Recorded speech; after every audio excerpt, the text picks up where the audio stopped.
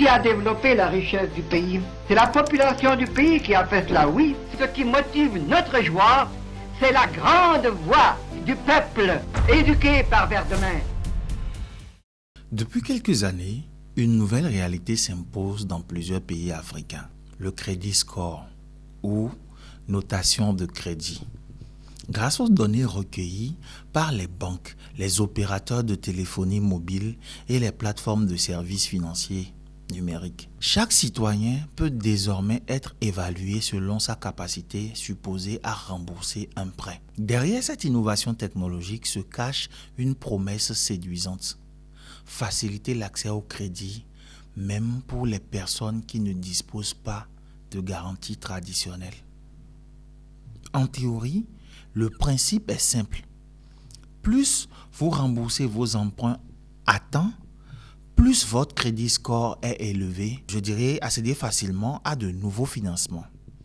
À l'inverse, un retard de paiement, une irrégularité dans vos transactions ou un défaut de remboursement peuvent réduire votre notation et limiter votre accès au crédit.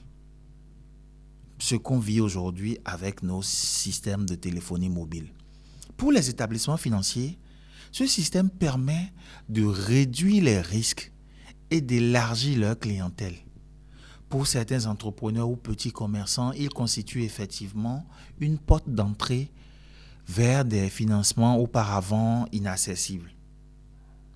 Mais cette innovation soulève également de nombreuses interrogations.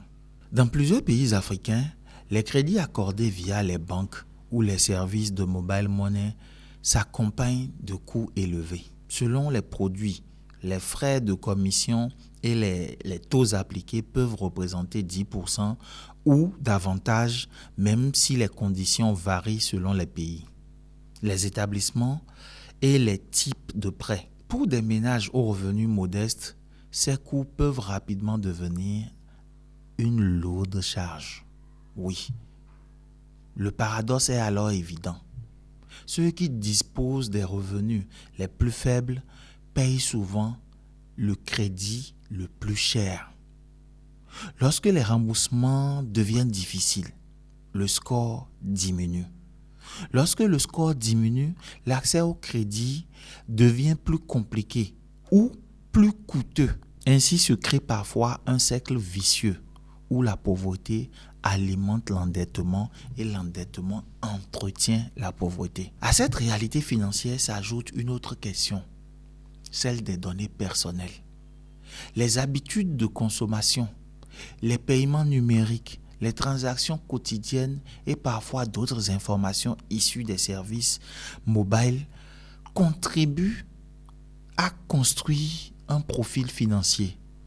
Cette évolution pose des enjeux importants en matière de transparence, de protection de la vie privée et de l'équité dans les décisions automatisées. À la lumière de la pensée de Louis Even, cette situation mérite une réflexion plus profonde. Certes, elle est là pour soulager les populations. Mais pour le fondateur du mouvement créditiste, le crédit n'est pas d'abord une marchandise destinée à générer un profit maximal. Il représente avant tout la capacité réelle d'une société à produire des biens et des services. Si les richesses existent, si les travailleurs sont capables de produire, si les ressources naturelles sont disponibles, alors le système monétaire devrait permettre à ces richesses de parvenir jusqu'aux familles. Louis Even soutenait que la pauvreté moderne provient souvent d'un manque de pouvoir d'achat plutôt que d'un manque de production.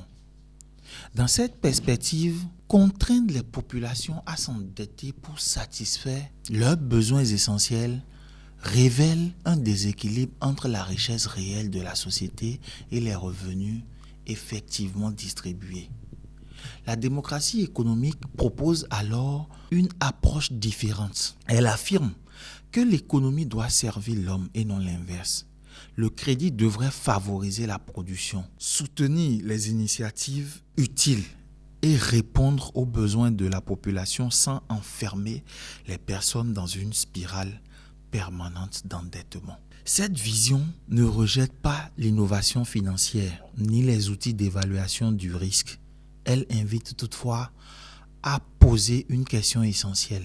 Le système financier contribue-t-il réellement au développement humain ou devient-il un mécanisme qui sélectionne les citoyens selon leur capacité à supporter des coûts financiers toujours plus élevés? Les technologies numériques aujourd'hui, oui, nous offrent des possibilités extraordinaires pour développer l'inclusion financière en Afrique.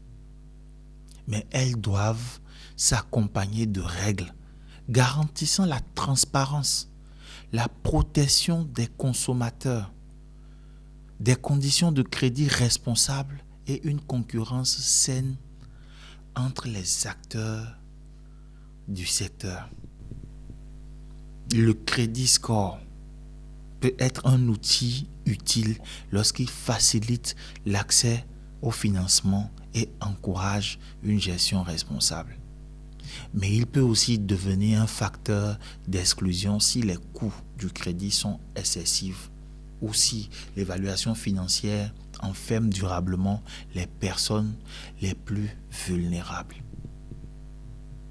Et à la lumière de Louis Even et de la démocratie économique, la véritable question n'est pas de savoir comment mieux classer les humains, pour ne pas dire comment mieux classer les pauvres, mais comment construire un système économique où chacun dispose d'un pouvoir d'achat suffisant pour vivre dignement sans dépendre en permanence de l'endettement. Une économie juste ne mesure pas seulement la capacité d'un citoyen à rembourser un prêt. Elle mesure aussi la capacité à vivre, à entreprendre, à nourrir sa famille et à participer pleinement à la richesse commune. Le progrès financier sera véritablement un progrès humain lorsqu'il servira pas uniquement à distribuer du crédit, mais aussi à renforcer la dignité, la liberté économique et le bien commun. C'est là une grande intuition de la démocratie économique défendue par Louis Even. Faire de la finance un outil au service de la personne et non de la personne un simple rouage du système financier. Merci de nous avoir suivis et retrouvez-nous sur nos différents canaux pour partager avec nous vos avis, vos objections et parfois aussi vos propositions de sujets pour que nous puissions construire ce monde meilleur dont nous rêvons tous, un monde économiquement démocratique. Merci et à la prochaine.